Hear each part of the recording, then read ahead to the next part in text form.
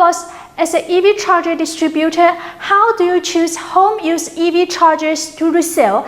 And how do you recommend the right ones to your clients based on their actual usage scenarios, like what functions and protections they really need? As an EV charger manufacturer who have been doing OEM and ODM for over 200 B2B customers to boost their business, I'm going to explain the methods of choosing the right products from 5 core aspects: charging models, charging cable, production level for different usage scenarios, essential versus nice-to-have functions, quality control, and market positioning. Mostly, we choose portable or wall-mounted EV chargers for home use. If you take it out a lot, of course, portable ones are on the way to go. And sometimes we provide interchangeable plugs for portable EV chargers to make them adaptable to different plug types in different places. But if it is for home use only, then wall-mounted EV chargers are highly recommended. Now, some clients may ask me, the power are so similar between portable and wall-mounted chargers. Why don't we just choose the smaller portable ones? Well, there is the key. Wall-mounted chargers are built for long-term use and interrupted grid power connection. Because of that, their motherboards are more complex, with a higher level of protection and better heat dissipation. On top of that, wall-mounted EV chargers usually integrate more grid-friendly functions and remote control features. What about the charging power? End users always want faster charging speed, but does higher power always mean a faster charging? Not necessary. We always need to check 2 main points: the car's OBC and home grid power. You see, AC EV chargers don't charge the battery directly. Their working principle is completely different from the fast DC charging stations, the big commercial use ones we see in public charging lots.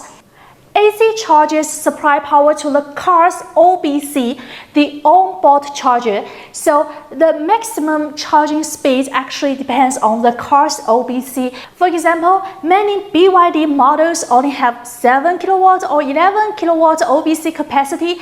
In that case, buying a 20 kW charger is just a waste of money.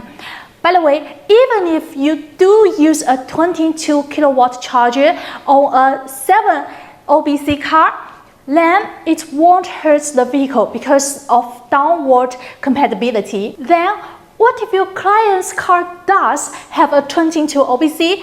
Can they just go straight for the highest power charger? Hold on a second.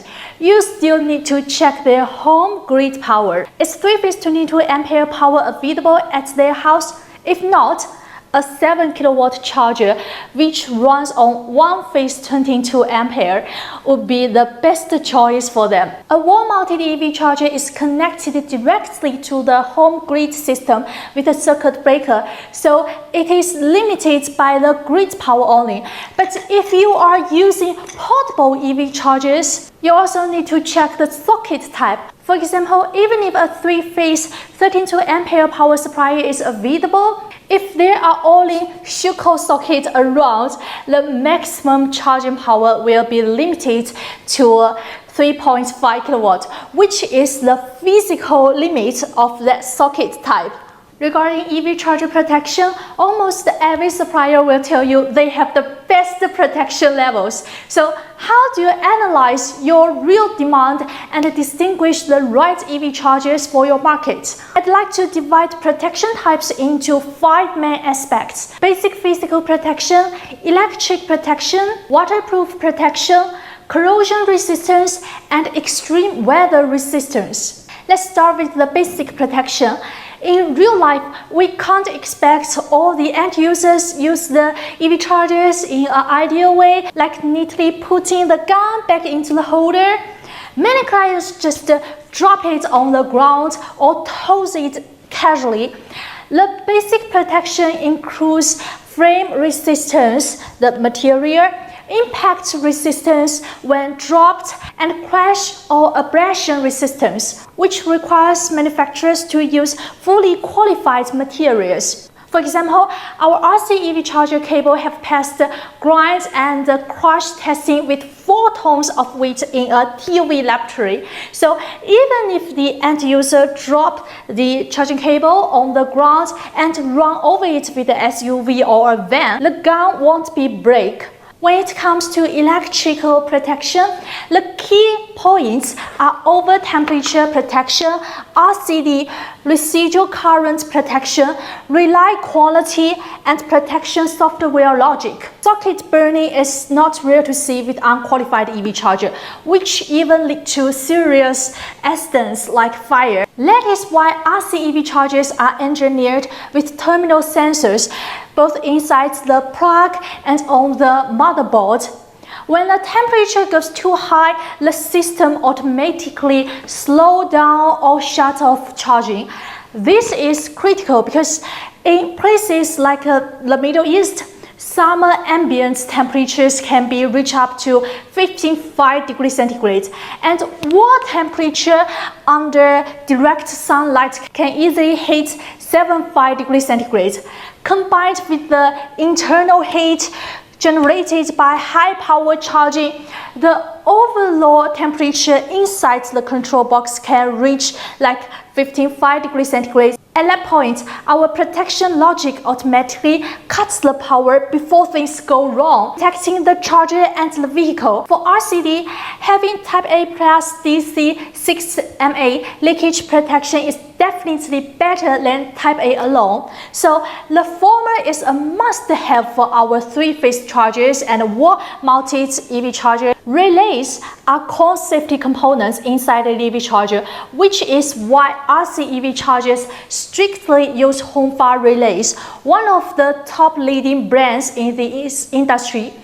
The software protection logic is equally important. Safety protections for the vehicle, the electric system, the charger itself, and even self-protection for internal components must all be properly coded into the firmware. Regarding waterproof level, if it rains a lot in your market, I believe you already know how significant that is. IP15.4 means it can handle with splashing water, IP16.5 protects against the water jets, and IP16.7 means it can even be submerged in 1 meter water of 30 minutes. RC portable EV chargers are rated at least IP16.5, making them totally fine for outdoor use on heavy rain days. Our wall-mounted EV chargers are engineered to be even more durable with the IP16.5 waterproof level, which is a much higher level of protection. Now, some clients may ask us, IP16.5 seems good enough, so why go through all the extra efforts to achieve IP16.7? We aren't installing chargers at the bottom of a swimming pool. Is that just showing off, or is it actually useful? This actually comes down to our brand value. After years of daily use, sealing rubber strip inside naturally age and decay, which gradually lowers the IP rating over time. Many end users won't notice this in the beginning, but we need to guarantee that the charger still maintains excellent waterproof performance years down the road. This directly impacts our partners' long-term market reputation. If you are operating in a coastal region, please pay extra attention to the anti-corrosion performance and definitely check in your supplier's testing reports. This is the testing machine in our RC laboratory using a 5% salt water spray, which is twice saltier to natural ocean breeze. Spraying the EV charger continuously from all directions. We conduct this test on the complete EV chargers, the motherboards, all the metal components, and even down to the screw. If a screw inside a charging cable isn't dust-proof stainless steel, it gets rusted over time and drips ugly yellow rust fluid. That is so terrible and damages your brand image. And for other protections like lightning protections, we have all the qualified components right here, and we do real-world testing right here in Shenzhen City, South China, where we have a lot of thunderstorm and rainy days in summer, but our charging won't stop. There are a lot of additional functions for EV charger, like app control, RFID card, DLB, OCPP, and so on. So what functions are really necessary in your application scenarios and really improves the man-machine interaction experience? And which ones are just incumbents with no need to spend extra money? App control allows you to supervise and adjust the charging situation, like start charging, end charging, set a timer, when to start charging, set the charging duration, or adjust the current. This function is super popular for home use EV chargers. And if your customer are installing the EV charger in a non-private place and worry about someone occupying their charger, you may want to recommend the RFID card version for them. In this case, they have to swipe the card, then start the charger. DLB function, dynamic load balancing, is super friendly to the home electric system. For example, if your client's home has a total power capacity of maybe 63 ampere, and their EV charger is a one-phase 32 ampere model, during the day, most of their heavy home appliances like the oven, air conditioner, and washing machine are running simultaneously and consuming like 45 ampere. That leaves only 18 ampere, which is not enough for EV charger to run at full power. Does that mean they can't charge their car at the daytime? Not if they add DLB function. With DLB, the system automatically allocates remaining available power to the charger, like 15 ampere to 18 ampere. It's not full power, but the car still starts charging safely with that limited supply without tripping the main breaker. Then at night, when most appliances shut down and total house consumption drops to just like 25 ampere, the DLB system detects the extra headroom and allocates full power to the charger, remaining up to 32 ampere for maximum speed. If you are still not clear about what protection and functions to choose for your market, just shoot me an email with a brief description of your usage scenario, and I will give you customized recommendations accordingly. Regarding quality control and product life cycle, every supplier claims they have the best quality. If you got $1 every time a supplier said that, you'd be a millionaire without doing any business. For an EV charger distributor, what's more important is know how to distinguish whether the quality is actually as good as the supplier claims, and find your market positioning to balance product quality and profit. When it comes to quality control, it's all about raw materials, manufacturing power, R&D strength, and testing procedures. I actually have another video analyzing the EV charger supply chain, and I could write a whole paper in that topic.